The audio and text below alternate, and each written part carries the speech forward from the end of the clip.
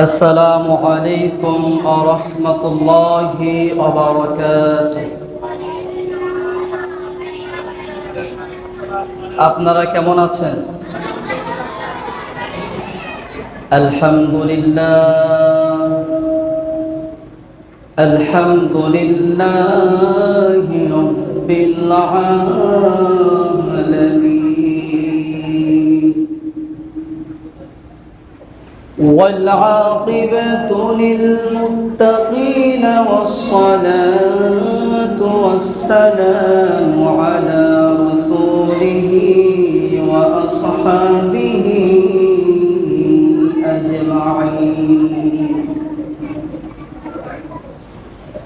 أما بعد فأعوذ بالله من الشيطان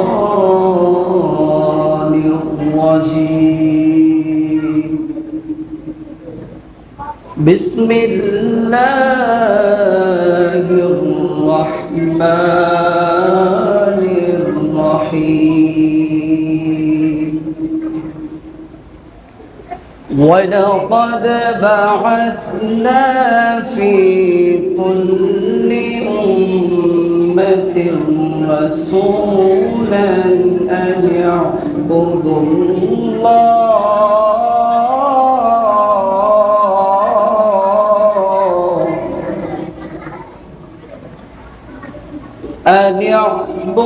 الله واجتنبوا الطاغوت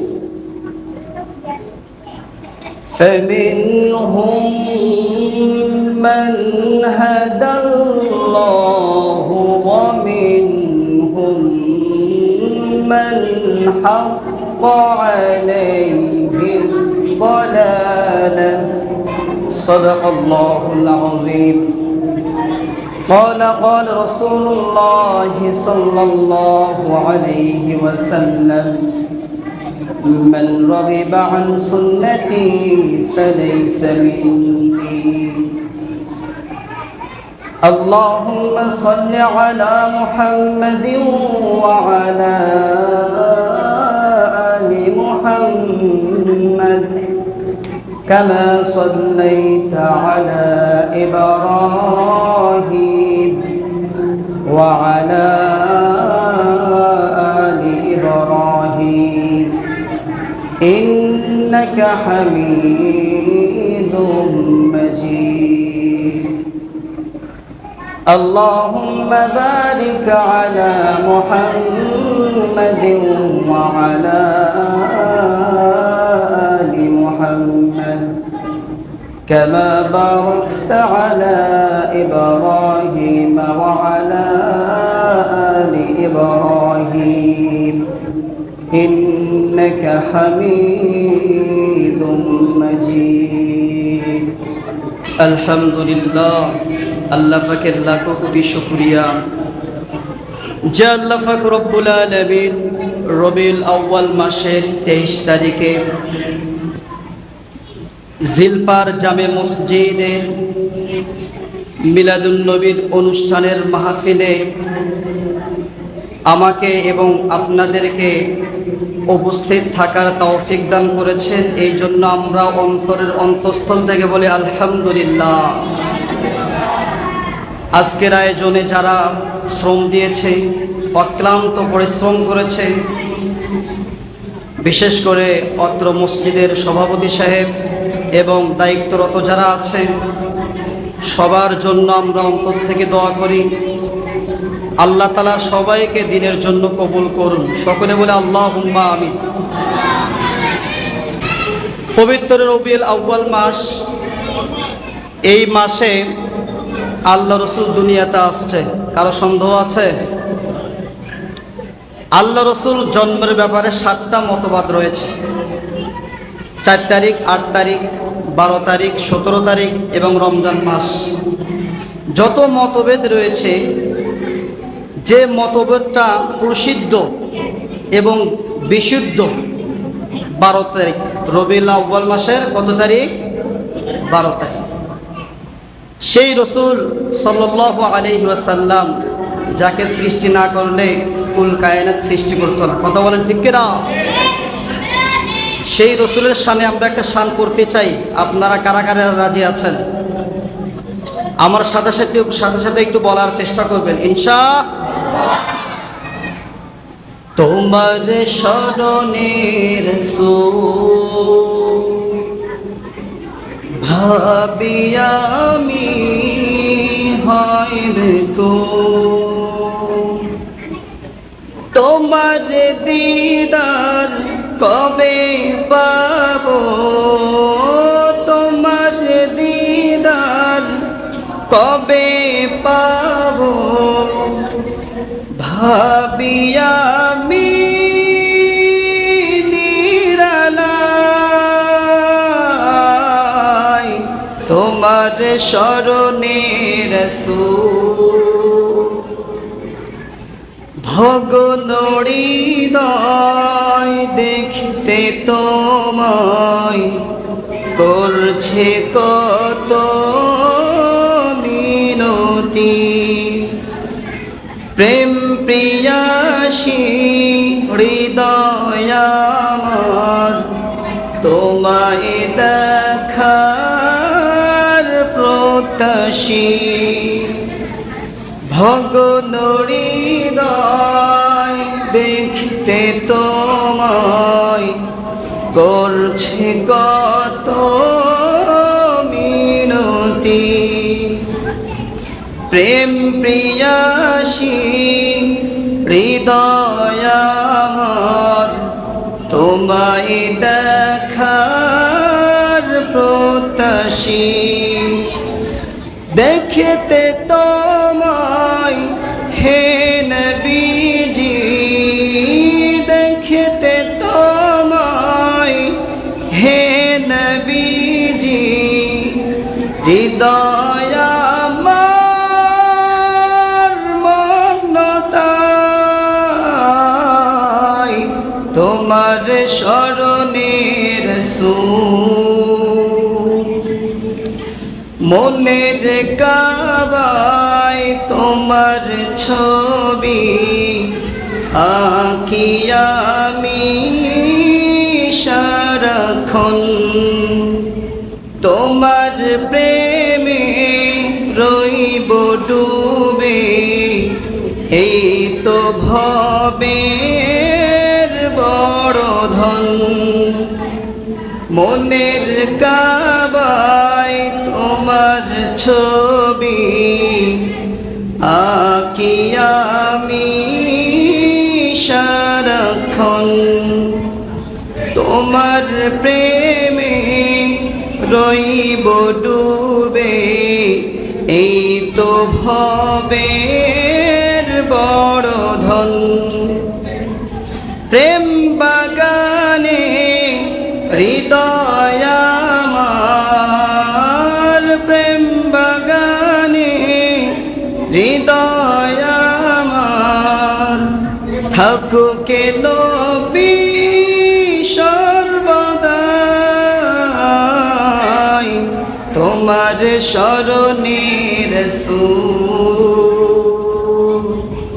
আমরা একটা আল্লাহ রাসূলের শানে নাত পড়লাম।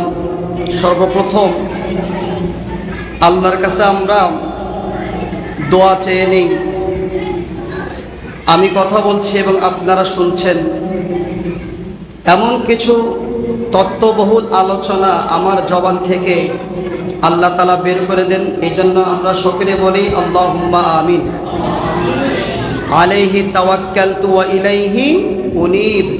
এবং যা কিছু আলোচনা হবে সর্বপ্রথম আমাকে এবং আমাদের সবাইকে আল্লাহ তাআলা যেন সর্বপ্রথম মনে রাখার তৌফিক দান করে, দ্বিতীয়ত যেন আমল করার তৌফিক দান করে। কথা বলেন ঠিক কিনা? আমি আপনাদের সামনে সূরাতুল হিজরের 36 নম্বর আয়াত তেলাওয়াত করেছি। ওয়ালাকাদ বাআসনা ফি কুল্লি উম্মাতির রাসূল। আল্লাহ তাআলা প্রত্যেক জাতির কাছে নবী পাঠিয়েছে। ফি কুল্লি উম্মাতির রাসূল, একটাই উদ্দেশ্য, আনি আবুদুল্লাহ, তোমরা আল্লাহ তাআলার ইবাদত বন্দি করো। ওয়াজতানিবুত তাগুত, এবং তাগুত শক্তি থেকে তোমরা দূরে থাকো। একটাই মেসেজ, একটাই উদ্দেশ্য আল্লাহ পাক রব্বুল আলামিনের পক্ষ থেকে। কিন্তু আপনাদের কাছে প্রশ্ন হচ্ছে, আমাদের নবী আর এ যাবতে যত যুগে যুগে নবী এসেছে, আমাদের নবীর মর্যাদা আর আগের নবীর মর্যাদা কি এক হবে? আমাদের নবী নবীদের সর্দার, ইমামুল মুরসালিন। সমস্ত নবী দুনিয়াতে আসছে, কিন্তু সবাই রসুল না। আমাদের নবী এবং রসুল, যার উপর পবিত্র কালামুল্লাহ কুরআনুল কারীম নাজিল হয়েছে। এই জন্যে আগে বুঝতে হবে আমাদের নবীর মর্যাদা, আমাদের নবীর শান। আমরা যদি আল্লাহ রসুলের সম্পর্কে যদি আমরা অবগত যদি না থাকি, তাহলে মানব কিভাবে? এই জন্যে আল্লাহ রসুল বলেন, তলাবুল ইলমি ফারিদাতুন আলা কুল্লি মুসলিম ওয়া মুসলিমাতি। দ্বীনি ইলম তলব করা প্রত্যেকটা নর নারীর জন্য ফরজ। আগে জানেন, তারপরে মানতে পারবেন। যদি না জানেন, মানা সম্ভব হবে? আগে কি করতে হবে? জানতে হবে। জানা ফরজ, জানা ফরজ। ফরজটা আপনাকে আদায় করতে হবে। এলাকার মধ্যে অনেক কথা আমরা শুনি, গ্রামের মহিলাগুলো এই কথাগুলো বেশি বলে। কয়, যে জেনে আমল করবে না তার ভয়াবহতা বেশি, আর যে জানে না তার ভয়াবহতা আল্লাহর কাছে কম। এরকম কথা শোনা যায় কি যায় না? এখন আপনাদেরকে আমি প্রশ্ন করছি, যে ব্যক্তি জানলো সে ব্যক্তি ফরজটা আদায় করলো, আর যে ব্যক্তি জানলো না সে ব্যক্তি কি ফরজটা আদায় করতে পেরেছে?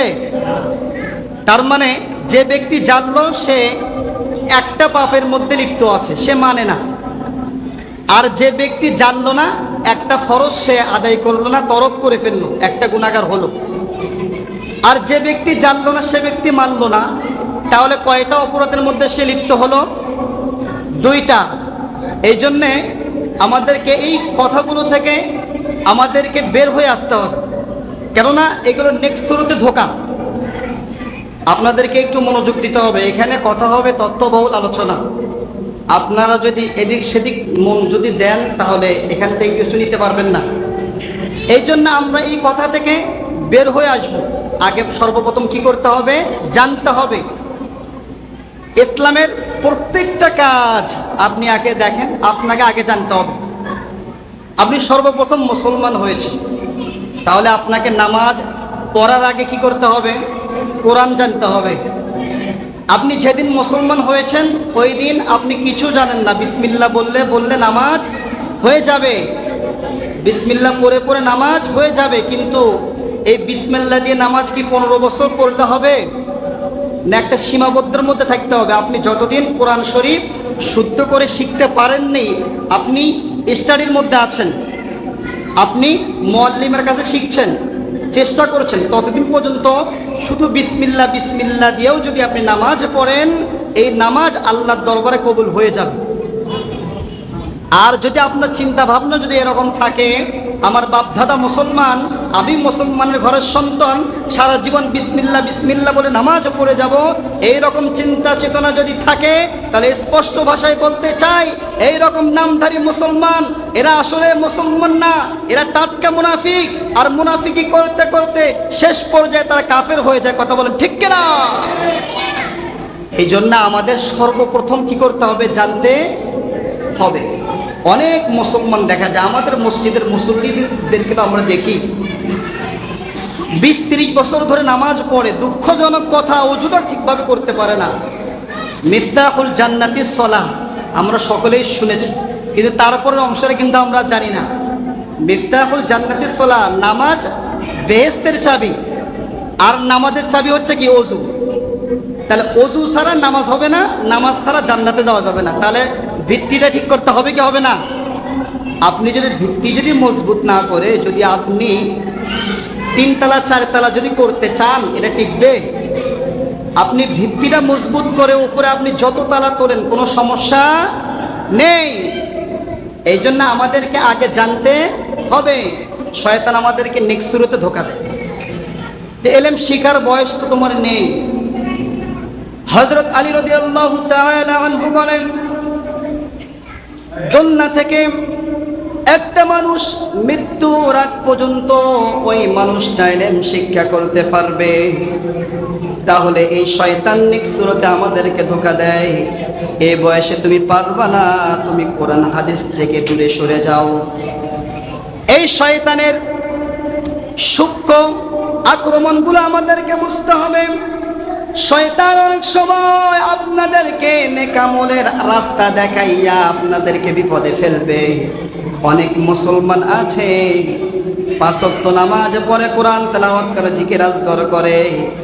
এই নামাজ, এই কোরআন তেলাওয়াত, তার ভালো কাজগুলো কাল কিয়ামতের দিন তার জন্য আরো বিপদের কারণ হয়ে যায়। আপনাদের প্রশ্ন হতে পারে, এটা আবার কেমন কথা? আপনি 5 ওয়াক্ত নামাজ পড়েন না, 5-7-35 ওয়াক্ত নামাজ আপনি আসলেন না। জুম্মার দিনে আপনি যখন মসজিদে আজান হয়, তখন আপনার পরিবারের সন্তান সন্ততি আত্মীয় স্বজন আশপাশে আছে, তাদের দিকে তাকাইয়া মনে মনে চিন্তা করেন, আমি যদি জুম্মার নামাজটা যদি পড়তে না যাই, তাহলে আমার আত্মীয় স্বজন ছেলে মেয়ে আমাকে খারাপ ভাববে। তখন তাদেরকে খুশি করার জন্য এরকম অনেক মুসল্লি মসজিদে আসে। কথা বলেন ঠিক কিনা? 4 ওয়াক্ত নামাজ পড়ে না, মাগরিবের সময় হোটেলে থাকে, মাথায় টুপি অথবা পাঞ্জাবি অথবা জুব্বা থাকতে পারে। ওই সময় মসজিদে যখন আজান হয়ে যায়, শয়তান আপনাকে ধোঁকা দিতে পারে। 4 ওয়াক্ত নামাজ পড়ো না, এই মাগরিবের সময় মানুষ তোমাকে খারাপ বলবে, তুমি মসজিদে চলে যাও। তাহলে একটু চিন্তা করেন, মাগরিবের নামাজ পড়া কি খারাপ? নামাজ পড়া তো ভালো। 4 ওয়াক্ত নামাজ সে পড়তে আসলো না, 1 ওয়াক্ত নামাজ মানুষকে সন্তুষ্ট করার জন্য সে মসজিদে আসলো। তাহলে ওই ব্যক্তি রিয়া করলো, লোক দেখানো ইবাদত বন্দেগী করলো। আর যে ব্যক্তি লোক দেখানো ইবাদত বন্দেগী করবে, কাল কিয়ামতের দিন ইন্না জাহান্নামা কানাত মিরসাদা, তার জন্য জাহান্নাম অপেক্ষা করছে। কথা বলেন ঠিক কিনা? এই জন্যে মুসলমান হতে হবে। ইকরার বিল লিসান, তাসদিক বিল জিনান, আমাল বিল আরকান। এই 3টা জিনিস আমাদেরকে সর্বপ্রথম বুঝতে হবে এবং সর্বদা মাথায় রাখতে হবে এবং মানতে হবে। কথা বলেন ঠিক কিনা? 1 নাম্বার হচ্ছে ইকরার বিল লিসান। আমরা সকলেই কালিমা পড়ে মুসলমান হয়েছি। লা ইলাহা ইল্লাল্লাহু মুহাম্মাদুর রাসূলুল্লাহ সাল্লাল্লাহু আলাইহি ওয়াসাল্লাম। অনেকেই কালিমা পারে কিন্তু অর্থ জানে না। লা ইলাহা ইল্লাল্লাহ, আল্লাহ ছাড়া কোনো মাবুদ নেই, মুহাম্মাদুর রাসূলুল্লাহ, আল্লাহ তাআলার প্রেরিত মুহাম্মদ সাল্লাল্লাহু আলাইহি ওয়াসাল্লাম রাসূল হিসেবে আমাদের মাঝে এসেছেন। কথা বলেন ঠিক কিনা? অনেকেই কালিমা পারে, মুখে বলে, মুখে বললেই কি মুসলমান হওয়া যায়? মুখে বললে যদি মুসলমান হতো, এই কালিমা মুসলমানের থেকে হিন্দুরা ভালো জানে। কথা বলেন ঠিক কিনা? হিন্দুরাও যদি এই কালিমা পড়ে তারা কি মুসলমান হয়ে গেল? এই কথাটা না। কালিমা পড়লেই তারা মুসলমান হয় না, তারা ইকরার বিল লিসান, জবান দিয়ে পড়ে, তাসদিক বিল জিনান, অন্তর থেকে বিশ্বাস না করার কারণে হিন্দুই থেকে গেল, মুসলমান হতে পারে না। কথা বলেন ঠিক কিনা? তাহলে 1 নাম্বার আমরা কালিমা পড়েছি। আরেকটা লক্ষণীয় বিষয়, এই কালিমার মধ্যে কি আছে আমাদের সকলকে জানতে হবে। এই কালিমার মধ্যে কি আছে? এই কালিমাটা যখন আপনি পড়লেন, তখন আপনার হাত দুটা ইসলামের মধ্যে বেঁধে দিলে। তখন আর আপনার স্বাধীনতা বলতে থাকবে না। এই কালিমা পড়া মানে আল্লাহ তাআলার যত বিধান আছে, আল্লাহ রাসূলের যত সুন্নাত আছে, আপনি বিনিদ্বিধায় মেনে নিলেন। আপনারা সহজ দৃষ্টান্ত দিলে একটা বুঝবেন। এই কালিমা পড়লে আমরা যদি আল্লাহ তাআলার ফরজকৃত ইবাদত বন্দেগী যদি ছেড়ে দিই, তাহলে আমাদের কি অবস্থা হবে? দুনিয়াতে একটা ছেলে আর একটা মেয়ের বিবাহ হয় একটা কবুলের মাধ্যমে। একটা ছেলে বিবাহর সময় কি বলে? বিবাহর পরে তোমাকে আমি তেল সাবান দেব, তোমাকে কাপড় চোপড় দেব। একটা ছেলে এই কথাগুলো বলে না। একটা মেয়ে বিবাহর সময়, কবুল বলার সময় এই কথাগুলো বলে না যে আমি তোমার সাথে থাকবো, তোমার পিতা মাতার খেদমত করব, তোমার খেদমত করব, এই কথাগুলো কিন্তু বলে না। সামান্য একটা ইজাব আর কবুলের মাধ্যমে বিবাহ হয়। কথা বলেন ঠিক কিনা? একটা ইজাব আর কবুলের মাধ্যমে একটা বিবাহ সম্পূর্ণ হয়ে যায়। এই বিবাহটা হওয়ার পরে স্বামী যদি স্ত্রীকে বলে আমি তোমাকে বিবাহ করেছি একটা কবুল শব্দের মাধ্যমে, আমি তোমাকে তেল সাবান দেব, তোমার সাথে রাত্রে থাকতে হবে, এই শর্তগুলো আমি দেই নাই। স্ত্রী যদি বলে আমি তোমার খেদমত করবো, এই কথাগুলো আমি বলি নাই, তোমার পিতা মাতার খেদমত করবো, এই কথাগুলো আমি বলি নাই, তাহলে আপনারাই বলেন দুইজন যদি এইরকম কথাগুলো বলে তাহলে সংসার টিকে থাকবে না সংসার ভেঙে যাবে, তালাক হয়ে যাবে?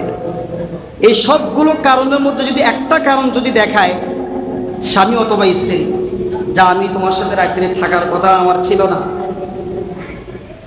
আমি তো কবুলের সময় বলি না এই কথা, যে কোনো একটা কারণ যদি কেউ কাউকে দেখায়, যদি স্বীকার করে না, অস্বীকার করে, তাহলে ওই সংসার কি টিকে থাকবে?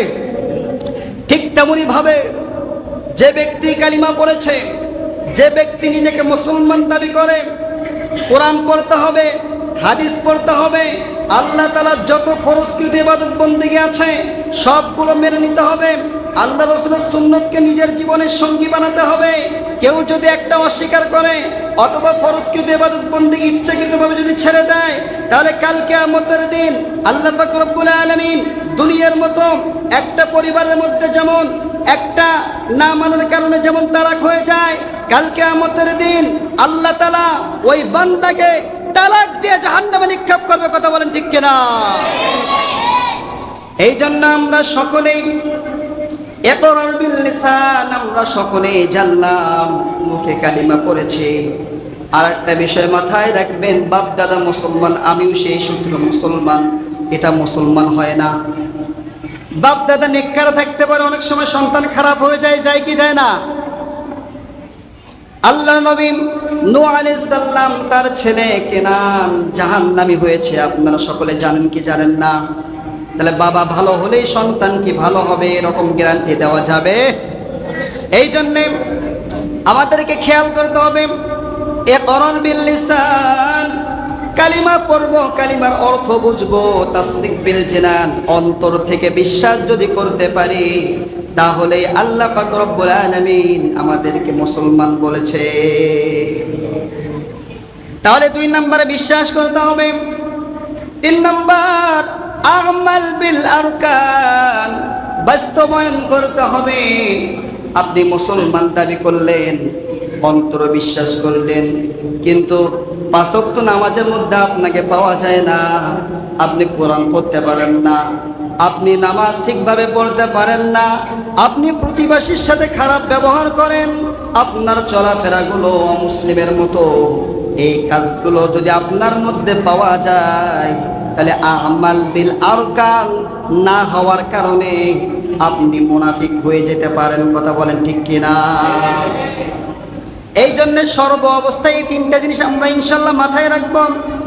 ইকরার বিল লিসান, মুখে কালিমা পড়েছি, তাসদিক বিল জিনান, অন্তর থেকে বিশ্বাস করেছি, আমাল বিল আরকান, ইসলামের আল্লাহ তাআলা যত ফরজকৃত ইবাদত বন্দেগী আমাদেরকে দিয়েছে, আল্লাহ রাসূল আমাদের মধ্যে যা কিছু নিয়ে আসছে সব কিছু পালন করার নামেই হলো আমাল বিল আরকান।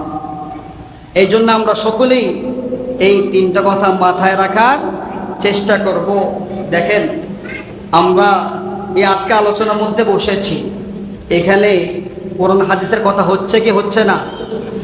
আমরা যতক্ষণ এই কোরআনের কথা শুনছি, হাদিসগুলো শুনছি, আমাদের আমল নামায় আল্লাহ পাক রব্বুল আলামিন রহমতের ফেরেশতা দ্বারা আমাদের আমল নামায় নেকি লিখছে। কথা বলেন ঠিক কিনা? এই জন্যে সর্বপ্রথম ইসলামের খুঁটিনাটি বিষয়গুলো জানবেন। আপনি সারা জীবন ইবাদত বন্দি করলেন, কিন্তু ঈমান না থাকার কারণে সমস্ত আপনার আমল বরবাদ হয়ে যাবে। আপনি আমল দিয়ে কি করবেন যদি ঈমান যদি না থাকে? অনেক মানুষ আছে ঈমান নেই, কিন্তু আমলের শেষ নেই। সর্বপ্রথম আগে ঈমান আনে। ঈমান যদি থাকে যাররা পরিমাণ, কাল কিয়ামতের দিন আল্লাহ তাআলা শাস্তি দিয়ে শেষ পর্যায়ে যে জান্নাতটা দান করবে 10টা দুনিয়ার সমান হবে। সুবহানাল্লাহ। এই জন্য মাঝে মধ্যে আমাদের ঈমান চেক করা দরকার। ভালো কাজ যদি ভালো যদি না লাগে, খারাপ কাজ যদি ভালো লাগে, তাহলে বুঝতে হবে আমাদের ঈমান নেই।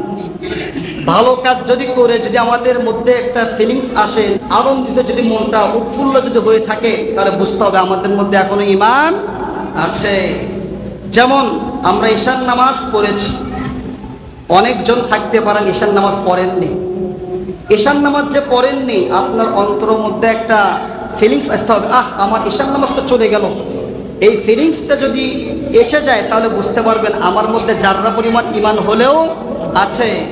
আর যে ব্যক্তি ধারাবাহিকভাবে ফজরের নামাজ, জোহরের নামাজ, আসরের নামাজ, মাগরিবের, ইশার নামাজ কোনো নামাজে পড়ে না, তাহলে বুঝতে হবে তার মধ্যে ঈমান নেই। ঈমান যদি থাকতো তাহলে তার খারাপ লাগতো, আর খারাপ লাগার কারণে 1 দিন 2 দিন 3 দিন 4 দিনের বেলায় মসজিদে আসতো। কথা বলেন ঠিক কিনা? এই জন্যে আমাদেরকে এই বিষয়গুলো মাথায় রাখতে হবে।